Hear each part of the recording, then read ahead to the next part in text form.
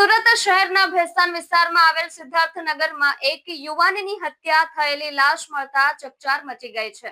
મૃતકની ઓળખ તુફાન રાઉત તરીકે કરવામાં આવી છે, જેની વય અંદાજે 45 વર્ષની હતી। તુફાન રાઉત મૂળ ઓડિશાના રહેવાસી હોવાનું પ્રાથમિક માહિતીમાં સામે આવ્યું છે। ભેસ્તાનના સિદ્ધાર્થનગરમાં હત્યાની ઘટનાથી ભયનો માહોલ। સુરત શહેરના ભેસ્તાન વિસ્તારમાં આવેલ સિદ્ધાર્થનગરમાં એક યુવાનની હત્યા થયેલી લાશ મળતા ચકચાર મચી ગઈ છે। મૃતકની ઓળખ તુફાન રાઉત તરીકે કરવામાં આવી છે, જેની વય અંદાજે 45 વર્ષની હતી।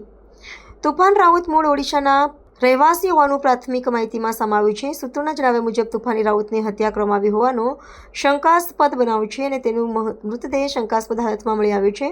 ઘટનાની જાણ થતાં જ ભેસ્તાન પોલીસ તાત્કાલિક ઘટના સ્થળે પહોંચી ગઈ હતી। સાથે સાથે ઉચ્ચ પોલીસ અધિકારીઓએ પણ ઘટના સ્થળની મુલાકાત લીધી હતી અને પૂરતી માહિતી મેળવી આગળની કાર્યવાહી હાથ ધરી છે। હત્યા પાછળનું સાચું કારણ અને હત્યારા કોણ છે તેની તપાસ શરૂ કરવામાં આવી છે।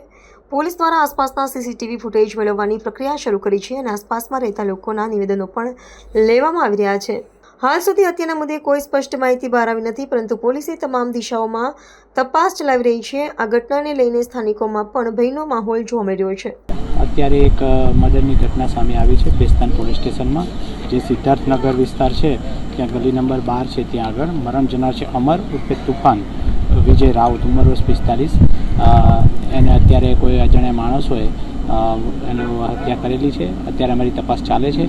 કોઈ નજીકના જેના મિત્ર કે કોઈ એવા સકમંદ છે, પોલીસ આરોપીને પકડવાની તજવીજ ચાલુ કરી દીધી છે। કઈ રીતની આ બોડી જોવા મળી છે? અત્યારે એને નાકને કાપી દીધી એવી ઈજા દેખાઈ રહી છે, તથા બીજી પણ ઈજાઓ છે, હાથની પણ ઈજા, છતાં પણ હજુ બોડીનું પરીક્ષણ ચાલી રહ્યું છે અને હમણાં તાત્કાલિક પીએમ થઈને મરણનું કારણ પણ સામે આવી